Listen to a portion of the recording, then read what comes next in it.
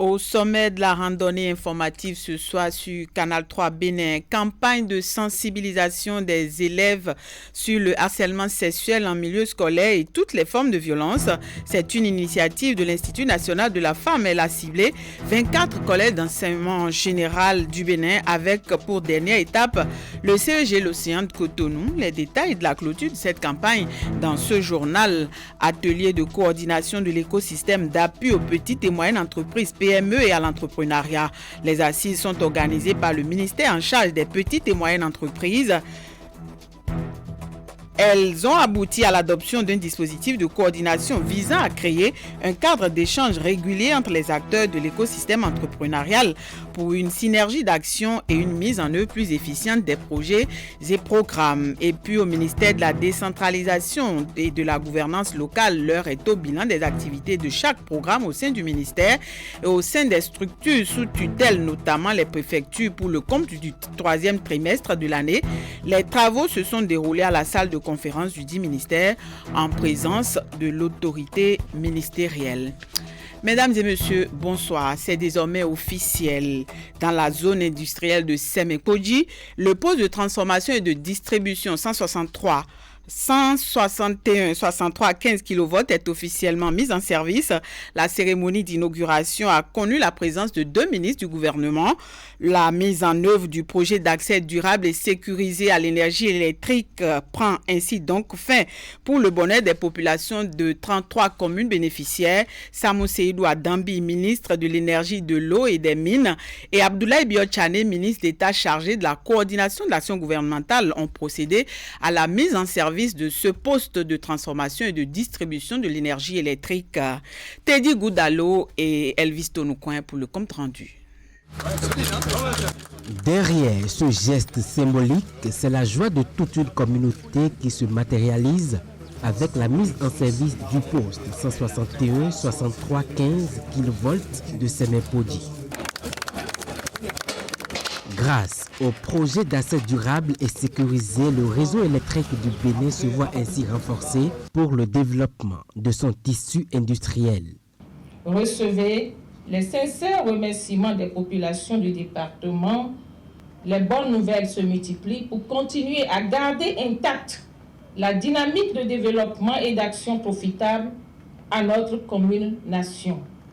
Le site dispose d'un bâtiment de transformation et de distribution électrique qui a pour but de stimuler le développement de la zone industrielle de Sémé. C'est une forte expérience pour le groupe Vinci Énergie qui a conduit les travaux sous la supervision de la CEB, la SBEE et bien évidemment le ministère de l'Énergie, de l'eau et des mines. En 3 ans, et sous le leadership donc, du président Talon, nous venons de mettre en place 9 postes. Il faut être talent pour le faire.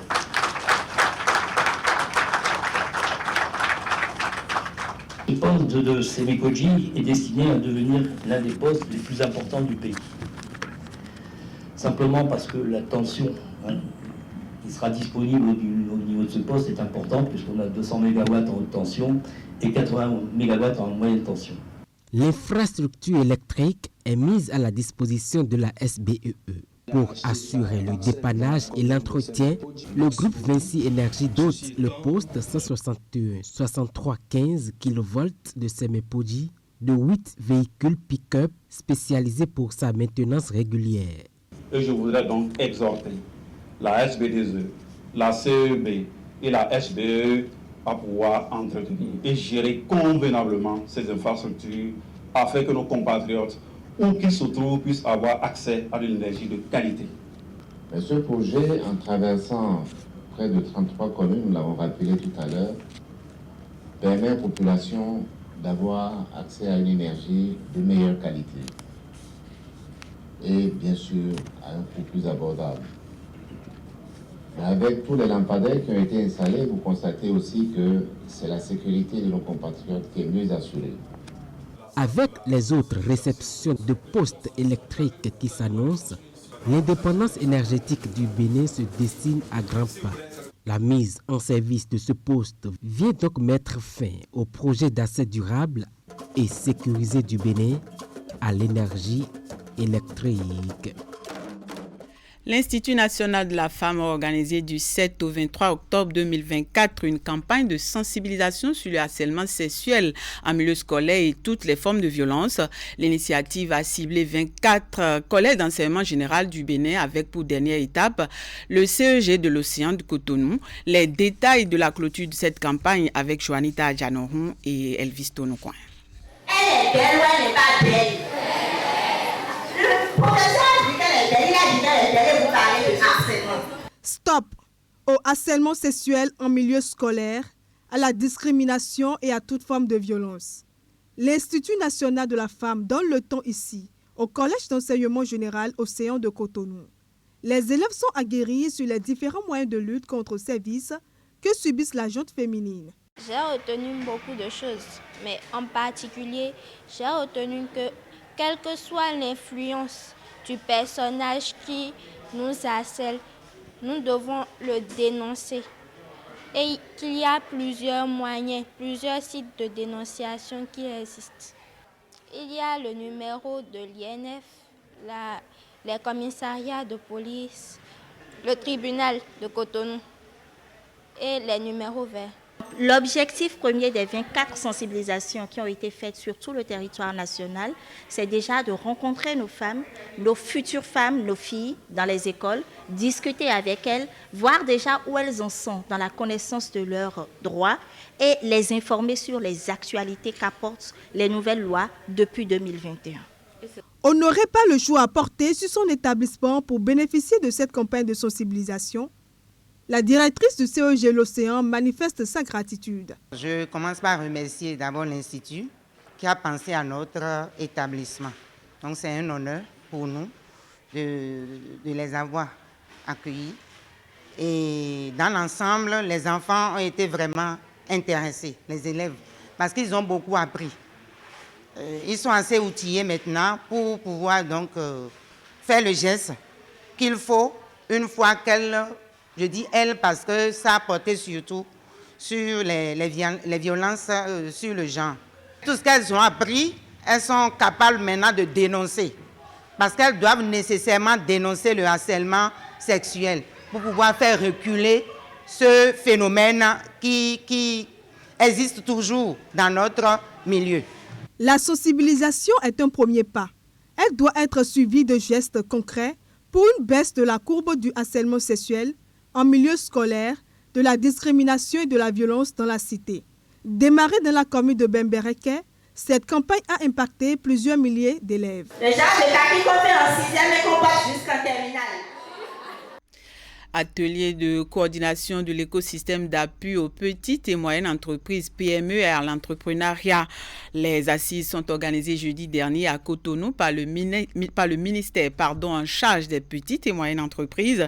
Elles ont abouti à l'adoption d'un dispositif de coordination visant à créer un cadre régulier d'échange entre les acteurs de l'écosystème entrepreneurial pour une synergie d'action et une mise en œuvre plus efficiente des projets et programmes. Hugues Vignibé et Henri Ganti pour nous faire le point.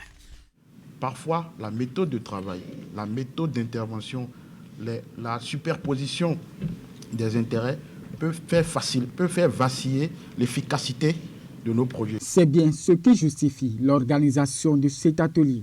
L'objectif, c'est de mettre en place un cadre qui va nous permettre régulièrement de se voir, d'échanger, de discuter, de travailler en amont de la conception des différents projets et de faire en sorte que nous ayons une meilleure articulation sur la mise en œuvre des différents programmes d'appui aux petites et moyennes entreprises et à l'entrepreneuriat. Après la phase protocolaire de cette cérémonie, l'assistance, composée notamment du cadre de l'Agence de développement des petites et moyennes entreprises et des partenaires techniques et financiers, a eu droit à une présentation du dispositif de coordination des projets et programmes d'appui à l'entrepreneuriat. Et ce dispositif va faire en sorte que désormais, nous n'ayons plus de duplicité dans les différentes interventions dans notre pays en faveur des petites et moyennes entreprises. Nous aurons une synergie d'action. Donc, lorsque le dispositif sera mis en branle et fonctionne, ça va permettre désormais qu'il n'y ait plus de redondance dans toutes les interventions. Ce nouveau dispositif permettra aux acteurs de l'écosystème entrepreneurial de tenir 3 réunions annuelles au niveau stratégique et 4 au niveau opérationnel. Meublé de plusieurs présentations des projets des partenaires techniques et financiers, l'atelier s'est achevé par la lecture d'un rapport.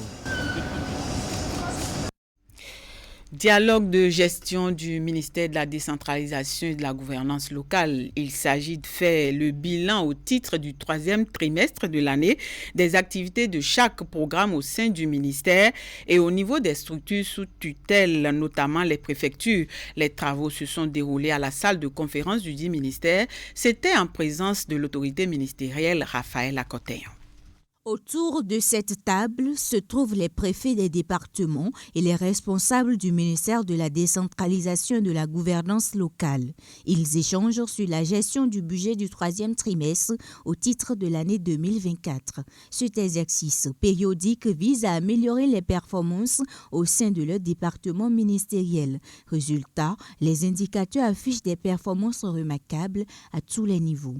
Grâce à nos efforts que je me permets de reconnaître à leur juste valeur, nous avons pu obtenir les résultats suivants à fin septembre 2024.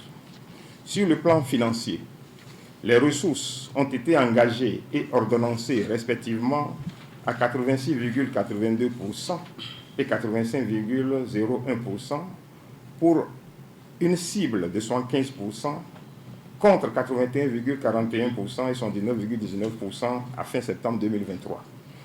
Ces performances sont sous-tendues par un taux d'exécution physique estimé à 69% pour une cible de 60%, contre 62,42% pour la même période en 2023. Aussi, le programme d'investissement public du ministère est-il exécuté financièrement à 73,23%, base, engagement et ordonnancement, pour un taux physique de 74,30%. À ce jour, les FADEC, fonctionnement et investissement, pour ce qui est des ressources intérieures, sont engagés et ordonnancés à 100%. Au cours de cette séance, les participants ont passé au pays fin les différents points d'exécution des activités du ministère à travers des communications, sans oublier que des recommandations sont faites au terme des travaux. Dans le cadre du mois du consommant local, la direction départementale de l'industrie et du commerce de Lomé-Plateau organise une foire du 20 au 28 octobre 2024 sur l'esplanade de l'Assemblée nationale. 200 forains répartis dans 150 stands y proposent des produits made in Bénin. L'ouverture de cette foire a été faite par la directrice départementale de l'industrie et du commerce Lomé-Plateau, Emine Rodonou, et le préfet du département, Marie Akotrossou. Reportage. L'esplanade de l'Assemblée nationale a l'allure d'un grand marché. Il s'anime ici depuis le 20 octobre, la foire du consommant local pour le compte des départements de Lomé et du Plateau. Cette foire regroupe 200 forains qui proposent sur 150 stands des produits made in Bénin. L'édition 2024 de cette foire dans les départements de Lomé et du Plateau revêt 3 caractéristiques particulières. Elle abrite pour la première fois des jeux, des activités sportives et culturelles, un match de football féminin avec des trophées aux meilleurs dans toutes les catégories des jeux et activités. Pour la première fois, également, elle se tient sur l'esplanade de l'Assemblée nationale. Les secteurs d'activité présents à la foire, vous allez y trouver de l'artisanat, bien représenté par le collectif des artisans, de l'agroalimentaire, de la pharmacopée, des services et les industries. Cette foire, comme je l'avais dit, abritera des animations culturelles. Je voudrais vous inviter alors à explorer, découvrir et savourer tout ce que cette foire plutôt a à nous offrir.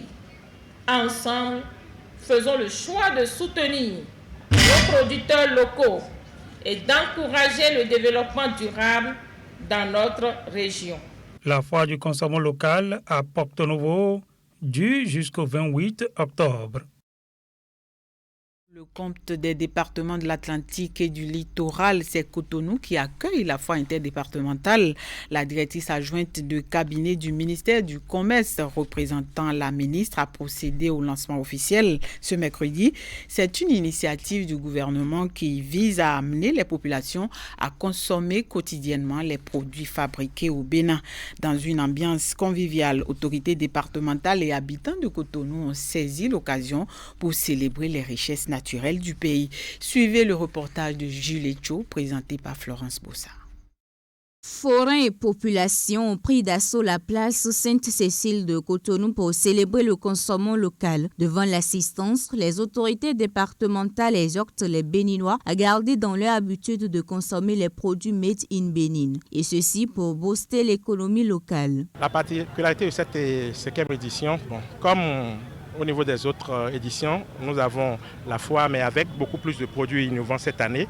Et en dehors de ça, nous aurons un podium qui permettra à nos artistes locaux de s'exprimer, d'exprimer leur talent.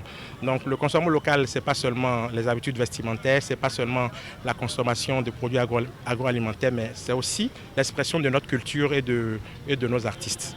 Chaque fois que nous achetons un produit made in Bénin, nous soutenons un producteur, une famille, et nous participons à la création d'emplois. Les produits locaux sont porteurs de valeurs. Ils symbolisent l'innovation, la résilience et la richesse de notre savoir-faire. Selon la directrice adjointe du cabinet du ministère du Commerce, représentant la ministre, avec la décentralisation, les ressources données par l'État central ne suffiront jamais. Elle invite les maires à consacrer une ligne budgétaire aux petites et moyennes entreprises afin d'avoir des ressources additionnelles. Avec la mondialisation exacerbée par une farouche concurrence, la qualité et la compétitivité s'imposent à nos entreprises. L'innovation et la recherche de la compétitivité doivent être considérées non comme des contraintes, mais comme des opportunités pour s'affirmer et accroître ses parts de marché afin de contribuer efficacement et durablement à la création de la richesse et donc de l'emploi.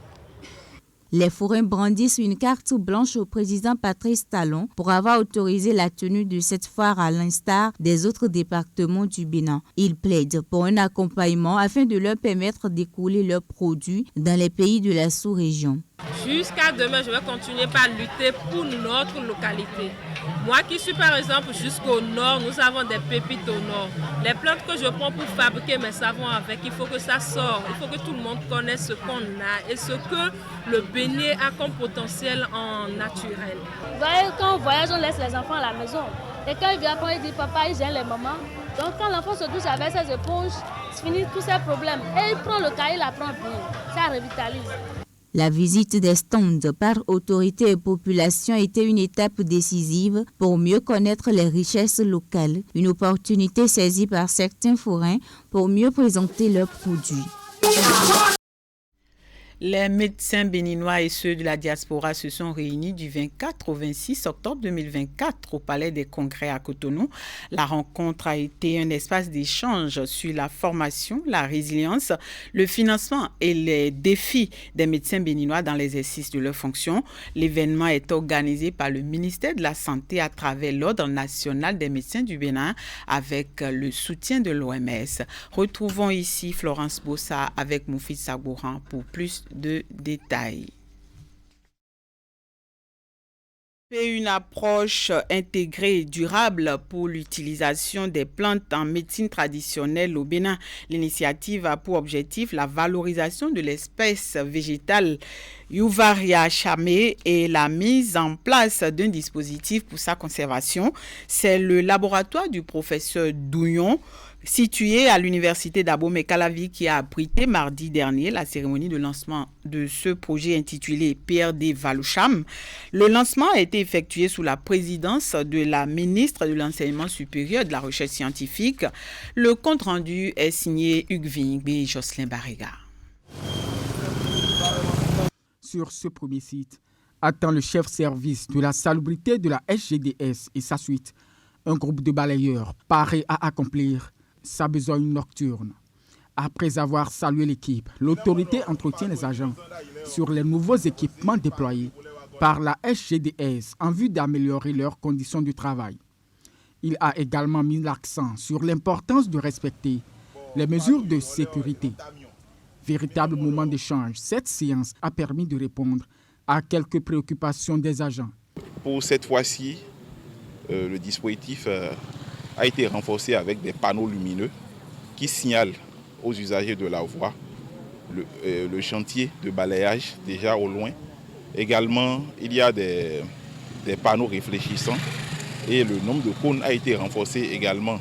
Même les combinaisons que les agents portent, ces combinaisons cette fois-ci sont fabriquées avec un tissu fluorescent amélioré.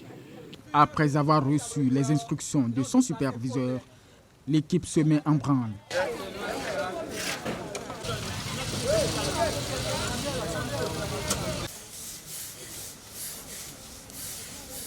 Constituée de 50 agents, elle est chargée de l'entretien d'une superficie d'environ 16 056 mètres carrés. Nous sommes là ce soir pour le lancement du désensablement, qui est une partie de la sous-composante désensablement, piquetage et désherbage.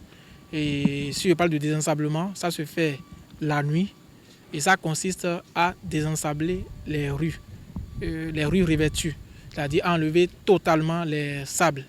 À 22h18, la délégation de la SGDS repart. Direction la deuxième étape de sa tournée de la soirée. Arrivé sur ce site devant le marché moderne de PK3, le chef service de la salubrité constate le déroulement des travaux de désensablement. Cette opération de la SGDS s'inscrit dans un contexte d'exécution de nouveaux contrats de prestation de services dans les communes du Grand Nokoué. À travers cette descente sur le terrain, la SGDS réaffirme son engagement à garantir la salubrité des grandes villes du Bénin. Vous venez plutôt de suivre la descente d'une équipe de la société de gestion des déchets et de la salubrité sur Akpakpa. L'activité s'est déroulée dans la nuit du mercredi. Elle vise à s'assurer du bon déroulement des opérations de désensablement des tronçons bitumés ou pavés dans la ville. Elle intervient après le recrutement par la société de nouveaux prestataires et le déploiement de nouveaux équipements au profit des agents balayeurs. Ainsi va l'actualité ce soir sur votre chaîne préférée Canal 3 Bénin. Toute l'équipe technique et celle de la rédaction vous remercie de nous avoir suivis. Agréable soirée chez vous et bonne soirée en compagnie de nos programmes.